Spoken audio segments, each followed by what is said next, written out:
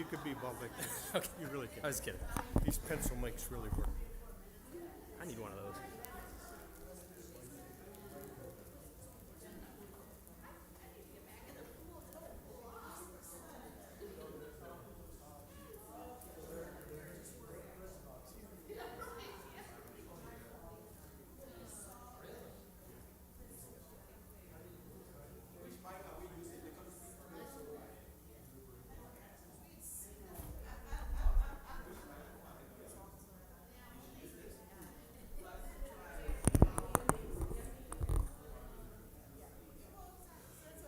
Okay, we're going to start those. If you are joining us, will you feel comfortable, please, joining us to come into the front? We'll be happy if you come to the front. Yeah. You may have questions, and so that at least your questions are heard clearly. So this time we are happy to have two persons from the Mental Health Alliance, Southeast Minnesota. We have Colin Lamont and Ali Kaya. Sorry if I mispronounced your name. I'm totally sorry. But we are happy to have them, who we have been having this conversation a long time. In the UCC, May is celebrated as Mental Health Month, so we are happy to have these two come to talk to us about mental health. So can we give them a hand of applause to welcome them? Thank you. Thank you very much. Good morning, everyone. First and foremost, I am not Allie Carrier, so if you do know Allie, you will be disappointed. My name is actually Matthew Bjorngard. I am the Executive Director at NAMI Southeast Minnesota. And today I will be sharing a little bit about our organization, what NAMI Southeast Minnesota is, what we do, how we fit into the continuum of mental health care. But before we get started, just quickly want to say a little bit about why I work with NAMI. So I have had my own mental health journey since my mental illness symptoms started at about age 22. I'm diagnosed with generalized anxiety disorder as well as persistent depressive disorder.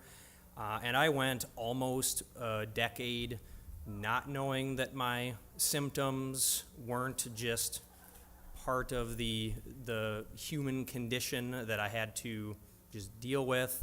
I had never had any informal mental health education. I don't know if I knew, that the words mental health even existed together. And so for a long time, because I had no skills, no coping skills, no understanding of what was going on within my body, within my brain, the coping skill that I chose to use to bring down my feelings of high anxiety and tension, as well as like the low lows of depression, was I chose to self-medicate with alcohol. And so for the longest time, I had a very serious, substance use issue with alcohol. And even for the longest time, I was actually more comfortable telling people that I had and that I was an alcoholic versus telling people that I had a mental illness. And I think that really speaks to the stigma that is still out there that surrounds mental illness. The fact that I was more comfortable telling people, that I had alcoholism versus saying I had a mental illness, I think, at least in hindsight for me, really speaks volumes. So if we can jump to the next slide. I want to thank you all again for being here this morning. And there are really three main things that I hope to be able to get across. The first one is just to give you a better understanding of NAMI as an organization, how we fit, as I mentioned, into the mental health continuum. Secondly, to give you a glimpse into what our services look like from a support, an education, and an advocacy standpoint. And then lastly, to bring some additional awareness of other community supports that are out there, both within Rochester and across Southeast Minnesota. And I will add a fourth one on here as an unofficial learning objective, and that is to give you a sense of how you might be able to get more involved, how you can be an advocate for mental illness. And really, at that point, I'll turn it over to my teammate, Colleen, to share those items with you. I will say I am the type of speaker that I am perfectly fine being interrupted, so if you have questions throughout, raise your hand or just shout at me, and I am happy to address your questions. Otherwise, we will try to leave a few minutes at the end as well for any questions that pop up throughout the conversation. All right, next slide. So just briefly about the National Alliance on Mental Illness. So we are NAMI Southeast Minnesota, so we're a part of the National Alliance on Mental Illness, which is the nation's largest grassroots mental health organization. We're an organization that's dedicated to building better lives for people who are affected by mental illness. We're actually just one of about 600 local affiliates across the country, and our affiliate in particular serves 7 counties across the region. Next slide. So NAMI is an organization, as I mentioned, dedicated to people who are affected by mental illness. But what does that really mean? So I just want to dig in for a moment on some definitions, as exciting as definitions are. So first and foremost, I think it's really important to understand the difference between mental illness versus mental health. Mental illness is a medical condition that disrupts a person's thinking, feeling, mood, and ability to relate to others. These are diagnosable, with a standard set of criteria within the DSM-5. On the other hand, mental health is something that we all have. Everyone has mental health, and it includes our emotional, our psychological, our social well-being. It does, impact the way that we think and feel and act, and it also determines how we're able to handle stress, how we're able to relate to others, and our ability to make healthy choices. I think it's important to also point out the fact that it's possible to have a mental illness and have good mental health. It's also possible to have poor mental health, but no mental illness. Mental health impacts everyone, regardless of whether or not they have a diagnosable mental illness. So shifting to kind of the impact that mental illness and mental health has.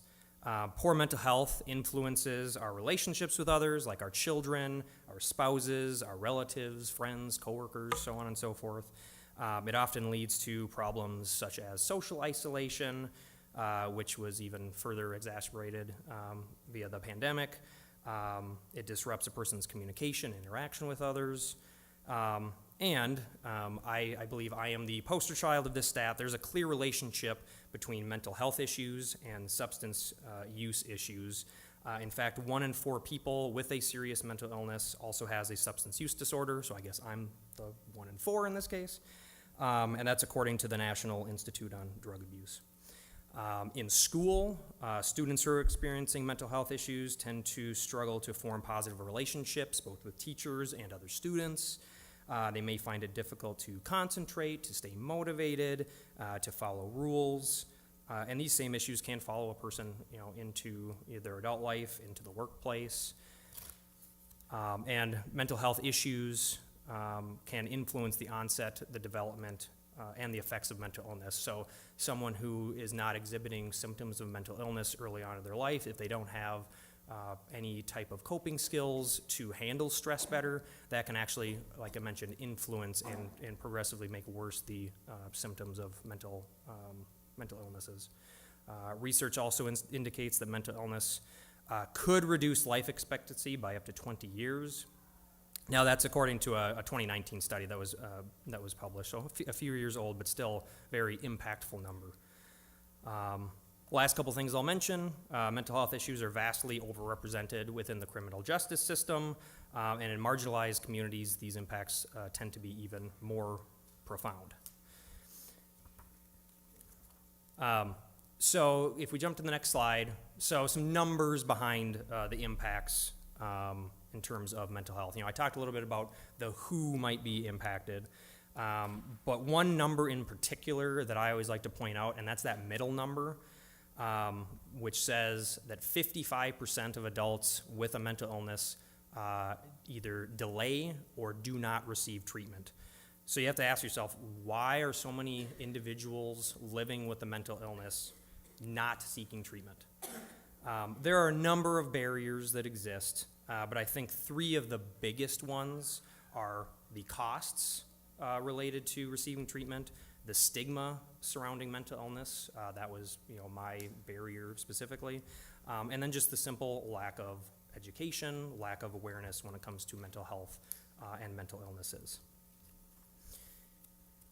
So we can jump to the next slide. So I've painted a pretty bleak picture, which I'm going to turn around now and talk about how our organization helps. So we are committed to reducing some of those barriers that I just mentioned to receiving mental health care. From a cost perspective, we offer all of our services at no cost to the individuals. We don't bill insurance, we don't require insurance, and this is thankfully made possible by our individual donors, corporate sponsors, grant makers, and our members as well. We also try to eliminate, or at the very least reduce, the stigma surrounding mental illness. We've been there, so we get it. Our expertise is our experience at NAMI Southeast Minnesota. Our programs are led by people who have been there. Some either live with mental health conditions themselves, like me. Others have family members who do. And our programs are different because we understand the issues firsthand. We also tend to know what helps because a lot of us have gone through years of different types of mental health treatments. So the way that we do that from a cost and a stigma, barrier removal standpoint, is through our services that I like to say fall into 4 pillars. We have our support, our education, advocacy, and engagement. So our support pillar includes services like our support groups and our one-on-one peer support. So our one-on-one peer support offers a supportive relationship between people who have lived experiences with mental illness. Peer support emphasizes the acquisition, the development, and the enhancement of skills that are needed to move forward in recovery.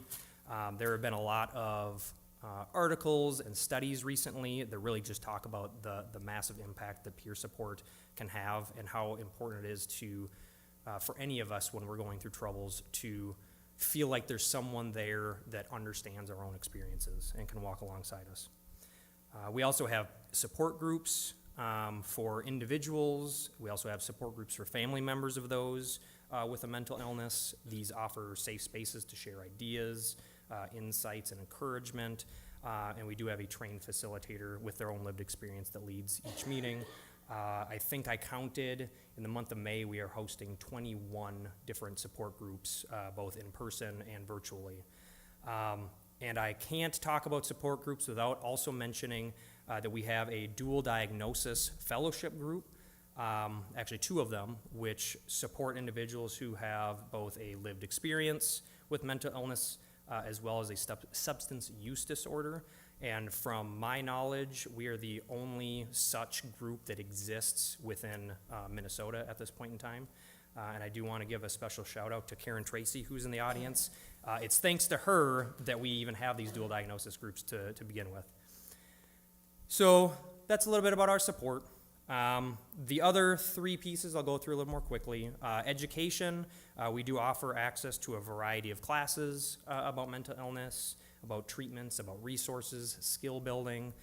We also do have skill building groups throughout the year. Colleen, who will be speaking in a moment here, runs a bi-weekly DBT skills group, which stands for Dialectical Behavioral Therapy. We also have advocacy as one of our pillars. We work at the state level, at the local levels, to work on improving the treatment and the services for people with mental illness. We also support increased funding for research. So this is our attempt to really go to those top levels to make systematic change, as opposed to what I might call like the Band-Aid approach. And finally, engagement. We take a lot of pride in getting out in our communities to promote mental wellness, to engage the public in efforts to raise awareness and reduce social isolation. We were just at Pride Fest yesterday. Colleen was also there. And Again, I was doing a quick tally. I think in the month of May, being Mental Health Awareness Month, we are a part of 23 events, activities, presentations such as this. So we're really trying to get out in the community and just bring more awareness to really any community individuals. So that's a little bit about what it is that we do, but how do our services fit into the continuum of mental health care? Because there are a lot of resources out there. We are very lucky in Southeast Minnesota to have the mental health resources that we do. But what does that look like? So if we can jump to the next slide.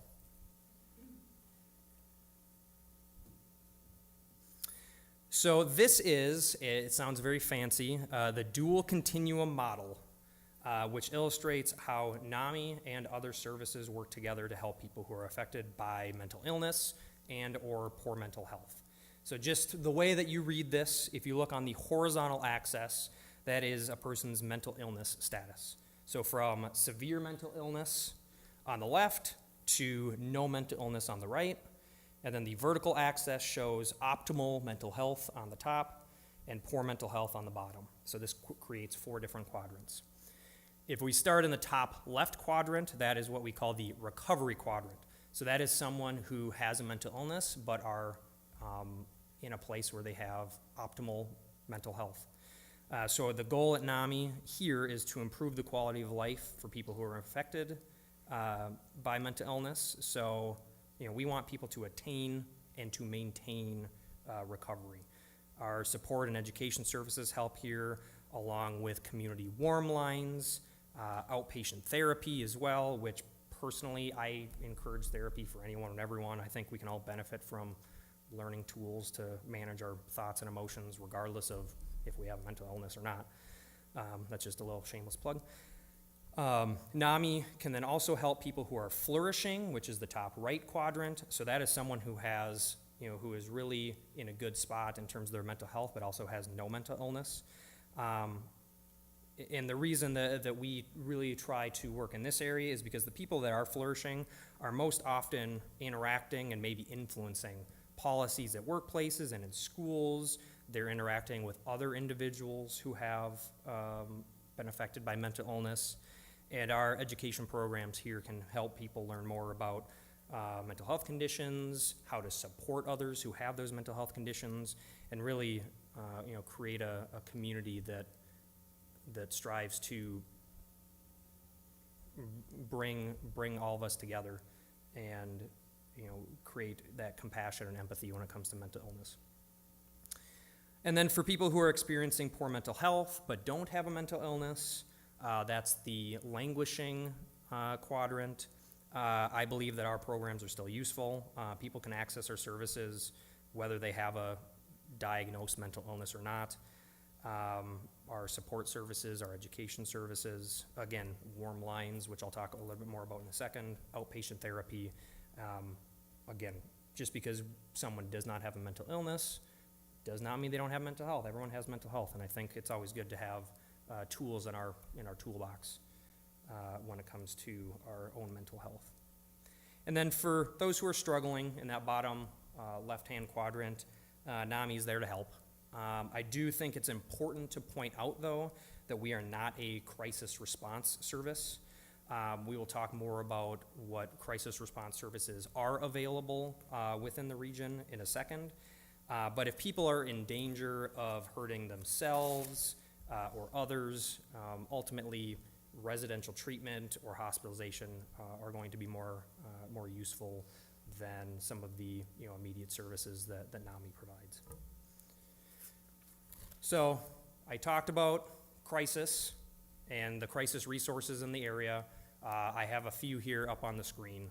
I'm not gonna go line by line, but a couple that I really want to make sure to point out. The first one is that we do in Rochester have the Southeast Regional Crisis Center. They serve a 10-county area, and they are a 24/7 walk-in mental health facility that's designed specifically for people who are experiencing a mental health crisis. They have both on-site clinic hours. They also have residential beds for stays for up to 10 days. They, like NAMI Southeast Minnesota, are able to work with individuals so that they are able to use these services at no cost. And I also want to point out that this is one of potentially 2 such facilities that even exist within the United States right now. The other 2 that I'm just going to point out quickly is crisis intervention team officers. I think this is something that even I did not know very much about up until very recently. But there are law enforcement agencies that have police officers who are trained in crisis intervention. And if you do, for whatever reason, need to call 911, you can attempt to request a CIT officer. These officers have received specialized training to deal with mental health crises. And thirdly, you may have heard this on the news, you may have seen this pop up a lot recently, but we do have a new suicide and crisis lifeline, which is 988. This is a national lifeline. It's free. It provides 24/7 support for people who are in distress, provides prevention and crisis resources. I think it's important to note that it's not just for the person themselves who might be, going through a mental health crisis. Loved ones, family members, friends are also able to call this line and get some tips on, best practices for how to, help their loved one. Each of those phone calls is answered by a trained counselor, so you do get that immediate support, which I think is really important. And they can also help to relay you to other local crisis and mental health resources in your area.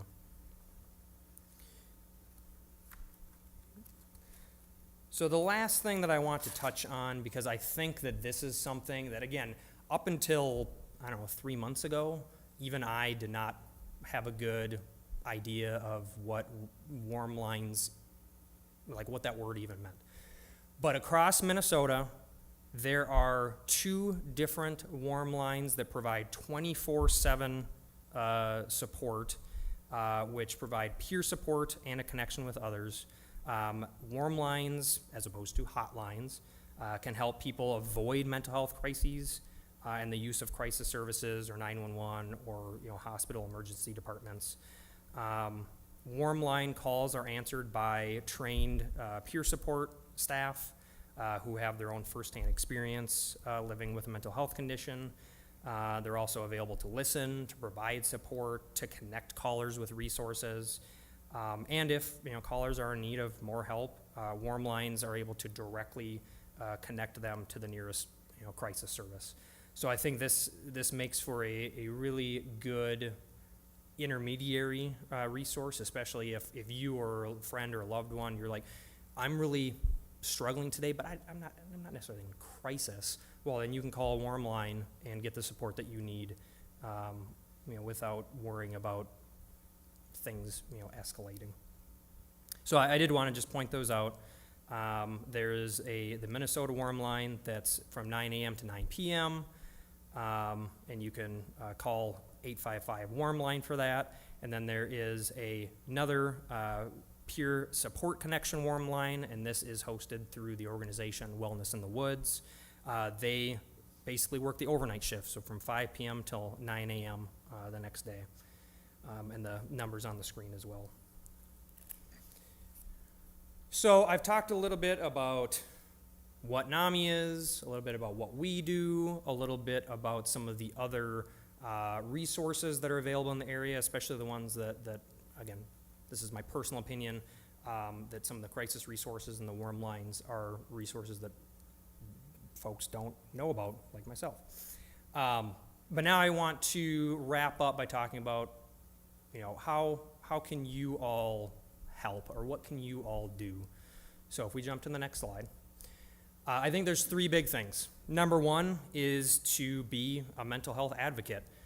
We all have the power to change how decision makers support people with mental health conditions. Something that NAMI as an organization tries to do is make the voices of individuals either directly suffering from mental illnesses or, again, their family members or loved ones, to make their voices heard.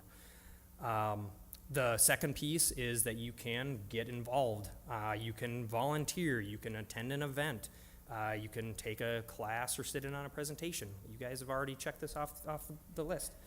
You can get our newsletter, follow us on our social medias, of course, because it's 2023, so I have to say that. And just don't be afraid to share your story. I shared just very briefly a couple pieces of my story here this morning, and I think that in and of itself helps to reduce the stigma surrounding mental health and mental illness. And if you don't know where to start, chat with us and we can help you.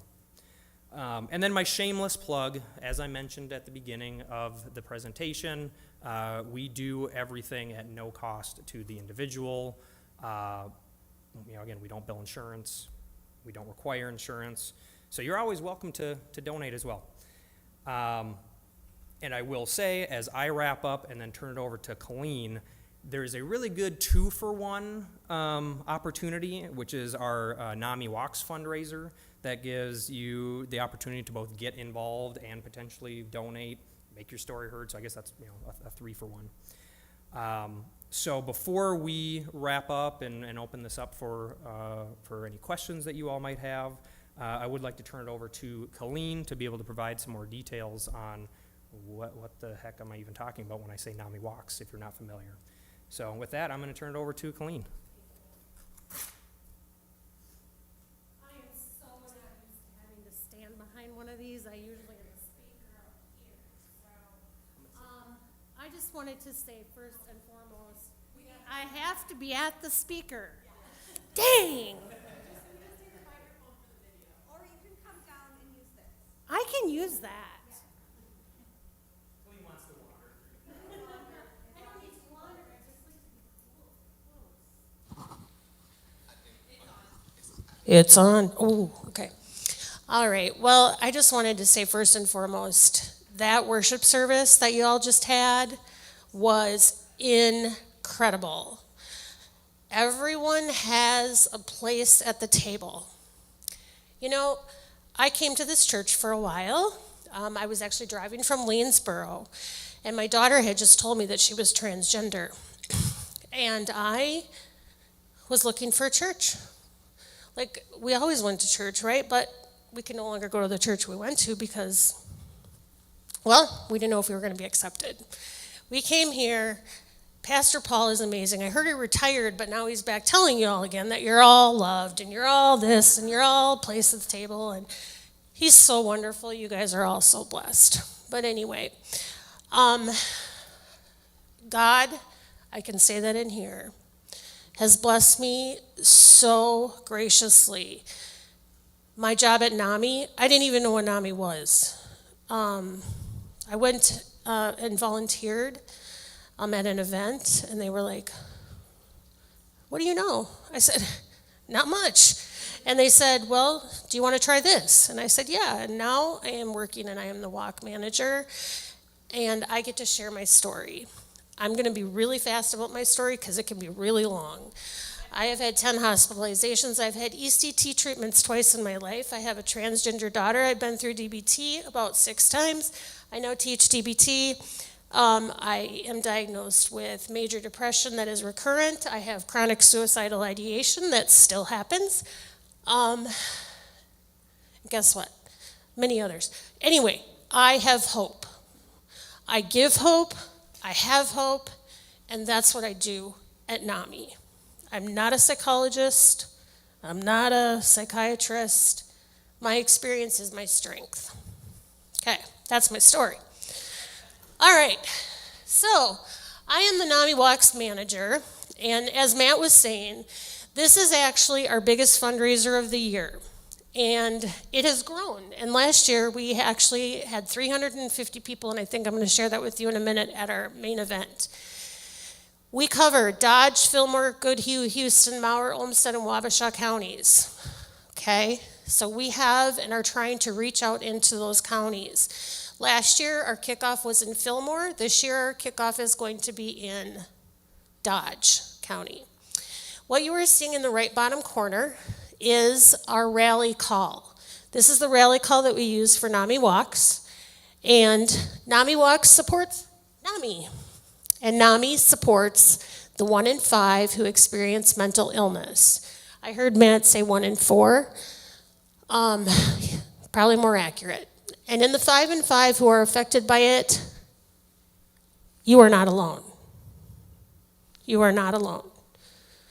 From every corner of the country, for every age and every background, we walk on the streets or in our hearts. In a time of challenge and change, we are united even when we appear alone. Mental health is not for some.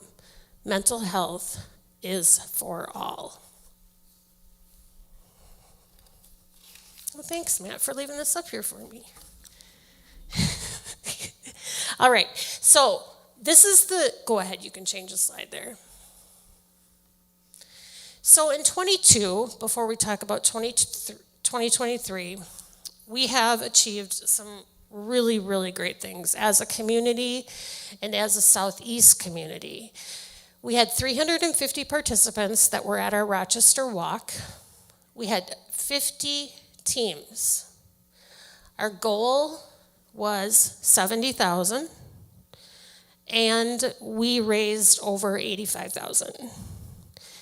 And this is just a testament to people becoming more and more aware and of how important this is. Next slide. All right. So just a reminder that 100% of our funds stay in our counties of Dodge, Goodhue, Houston, Fillmore, Olmsted, Mower, and Wabasha. And these funds are what supports the mission of exactly what Matt was talking about, right? Got to have funds, but we continue to offer everything to any participant that walks into our office, that walks into our lives, that we give information to, no cost to them.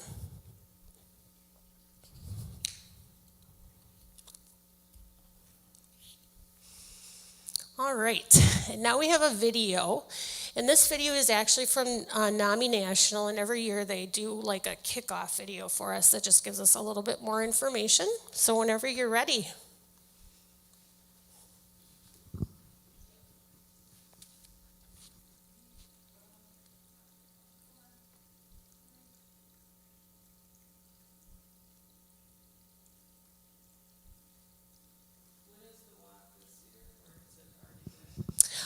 So the kickoff walk, we're actually going to do a big kickoff this year because in the past, kickoffs haven't really been a big deal. So it's on June 16th. It's going to be held at the Dodge County Fairgrounds in Casson. It's going to be a luminary walk. So it starts at 6 o'clock in the evening, and then it goes until 9. And if you guys know Sarah Schleep, I think she used to be the yes, her band is going to be playing at both walks. So if you like the LP and the 45s, I think they're great. They make you jig and jag a little bit. They're going to be there as well. So that's something that we've added is some entertainment too. So it should be a beautiful I heard about the NAMI walk through Instagram, Facebook. Being a part of the mental health movement is awesome. Participating in NAMI walks was the highlight of my year. It wasn't just a walk, it wasn't just a fundraiser, it was a community showing itself at its best. It was just cool to see the energy that surrounds the walk, and I saw a lot of young people there, and I was like, wow, like this is great. It's really important to come out as a team, especially a team that's so devoted to service. I walk in the NAMI walks for myself, my peers. You see people at NAMI walks and they're taking pictures and they're raising awareness and they're putting it on social media and they're putting their teams out there. It's just really heartwarming. Mental health for all means acceptance, love, support. It raises funds for free services that are at no cost to families, and that's really important for me as a therapist to be able to refer families. It's a place where there's no stigma, no judgment, and just love. I walk the NAMI walk for my family members who died by suicide, who did not have the opportunity to recover. I walk for my brother, for every heartbeat that I still feel in my body, even though he's not here today, but in spirit. Every step that I take is for him. Mental health for all, to me, it means access. I walk in memory of my son. I walk to end stigma because I know stigma is the leading barrier that prevents people from taking the very first steps to getting the help that they need. NAMI Walks is such an important part of the mental health movement. We had so many people come out wanting to support us, thanking us for what we had done for their family or for them, and wanting to give back. I walk around in my NAMI shirts and it's less often, what's NAMI, and more often, oh, NAMI, I know. Mental health for all means to me exactly what it says. Everybody needs access to mental health services. We deserve visibility. We deserve a chance to be in a community that is touched by mental illness, but in a celebratory way, in a way that celebrates hope and recovery. And that's how walking with NAMI makes me feel. It makes me feel hopeful for the future, and it makes me feel joyous in the community that I have around me.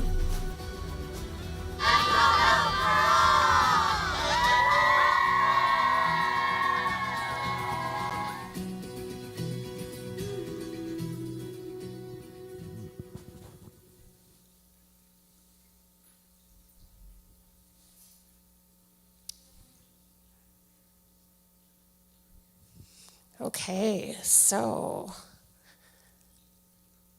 oh, there we go. I'm like, I think there was some other, here we go. All right, so how do you all get involved, right? So the first thing is registering. Out on the table out there, there are handouts on how do you register for the walk. You can be a team captain. You can be a team member.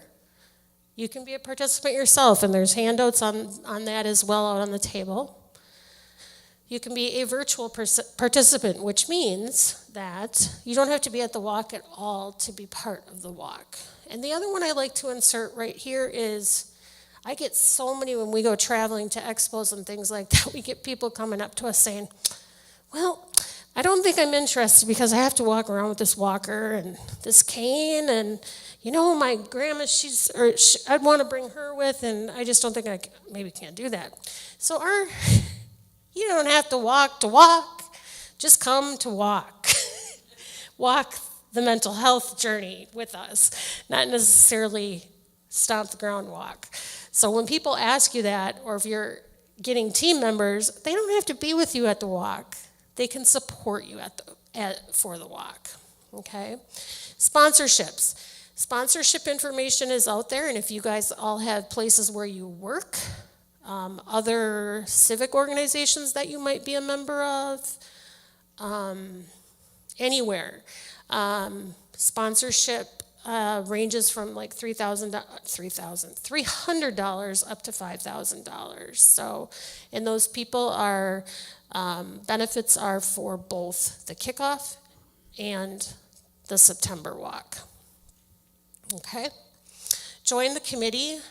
Call me up anytime. I work at NAMI, and it's namisemn.org. Or just call our office, and someone will get you hooked up. But there's plenty of work to do. And in fact, it's kind of a joke around the office. Does somebody need something to do? Oh yeah, just go ask Colleen. She'll find something for them to do. So just show up, we'll find you something to do. Or we also need volunteers on event day. So those are the ways. One of the things that I wanted to talk to Peace Church about, because I was going to actually talk to you a couple years ago, but never got there. But this year we have experience sponsorships. And one of the things I was thinking about for Peace Church was being our Walk This Way. And what that does is, as you can read, your group or organization is the most welcoming in town. And I know this church is the most welcoming church in this town. Yes, it is. You make sure people know where to go, have a cold beverage in hand, and are smiling. As the Walk Your Way sponsors, your group will show off its skills by positioning yourselves along the walk route. This is for the September walk. To offer cold water to participants, direct traffic, cheer on people, provide entertainment if you want, and keep an eye out for anyone who may need a hand. We ask that you provide the water and coolers. So that's a bronze sponsor. And you do get your name recognition on the t-shirts and those things that are above. So I know several of you in this room right now. And if you guys just want to talk that over, I know I'm so glad I came to church this morning. Please set the table. All right, next slide. All right, so, we're going to leave this open for some questions.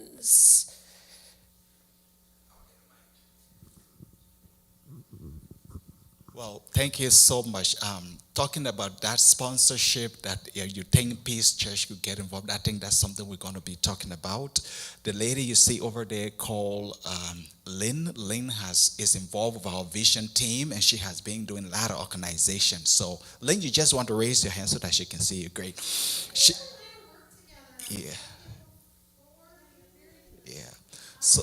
Yeah, she's much involved in terms of putting teams together, but that's something great. But thank you for those positive comments about Peace Church. This church is actually friendly within Rochester, and we get all the compliments. But thank you for naming that this morning or this afternoon. And I must say that I must apologize for calling you Ali, which was not your name. But when I first got the email from Hernandez Lopez, they had said Colleen and Ali were coming, but then the second email said Matt and Colin. So I screenshotted it, so that's why I just opened and I named it. So I'm so sorry for that. I was the last minute backup. So. Great. There were so many questions I had in my mind, but your presentations kind of answer. The first thing I wanted to find out, you might not have a clinic, you're not a hospital. How are you meeting all of these people? But when you later clarified about the support, the engagement, the advocacy, and naming actually the crisis hotline, the mobile crisis response, and the immediate help response to talk about kind of help clarify that. But like Peace Church here, this whole month is Mental Health Month within the UCC, so this is something that we very much care about a lot. So I just wanted to find out, in connection to something that also Peace Church is concerned about, the issue of people going to marketplaces or banks or schoolhouse shooting and killing people. Has there been any national survey or maybe research made on mental health and gun violence that you think we can read and maybe just get some idea about? That's just my question so far. Thank you so much. Yes, so I can certainly send along some information. I don't know or have any of the details off the top of my head, but in terms of research between gun violence and mental health. The one thing I will say, though, is that I do think there's a stereotype around the thought that people with mental illness tend to be more violent than people that don't have a mental illness. That has actually been proven through research to not be the case at all. In fact, individuals with mental illness are actually 10 times more likely to be victims of violence than to be the offenders themselves. And then the other stat that I think I have rattling around my brain is that only about 2 to 3% of violent crimes are committed by individuals who have their own diagnosed mental illnesses. So there has been a lot of studies and research done, trying to make the connection between mental illness and violence, and I can certainly send you the details. But those are two things that I just wanted to make sure to point out, that there does seem to be that misconception that mental illness leads to a higher rate of violence, and that just has not been found to be the case. So, thank you. Anyone?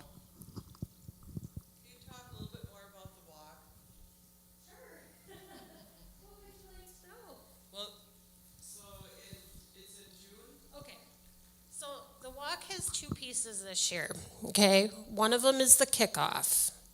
Now, our kickoff event, because of COVID over the last couple of years, was virtual, right? Not a lot of people showed up. It just wasn't I don't know, I was there and I really didn't want to attend. So anyway, this year we are making it big. We're making our kickoff for walk season huge. And so the kickoff, June 16th, and the Rochester Walk will be at Silver Lake West Shelter on September 23rd. Okay? So we will have all that time between the two to really get, we're going to surpass 50 teams this year, I think. And I'm not sure specifically. Yeah, so June 16th is going to kind of kick off our walk season, although if you check out the NAMI Walks Southeast Minnesota website, you will see that we are well on our way.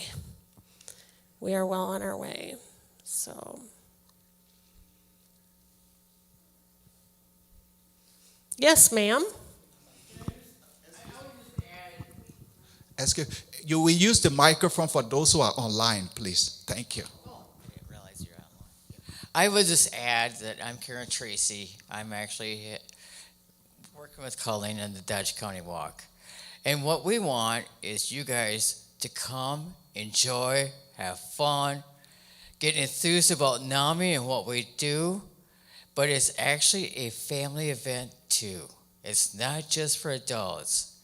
We have tractors for the kids, the ambulance crews, fire trucks, and different things like that also. We want this to be a family event, to have fun, enjoy, and talk about NAMI, right? I know. And this girl, she usually leads the stomp out the stigma chant that we generally have before we take off. So, but yeah, it's for all people. It's for dogs too. Yeah. Yep. And if you ever have questions, you guys, as we tell everybody, we are here for you. Every one of us is here for you. Every one of us has experienced some sort of mental illness or mental health related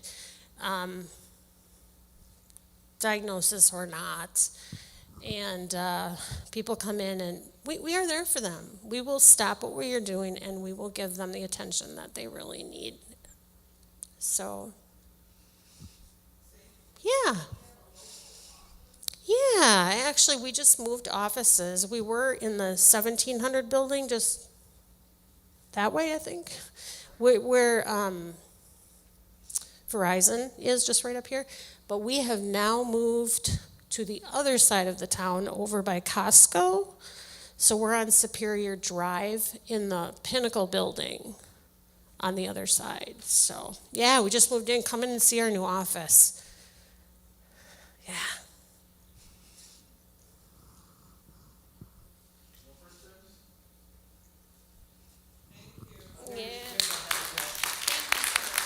Thank you, everyone. We really appreciate you letting us be here this morning and now this afternoon. Thank you so much, Matt. Thank you, Colin. Thanks for coming. Another more hand of applause for them. Thank you very much.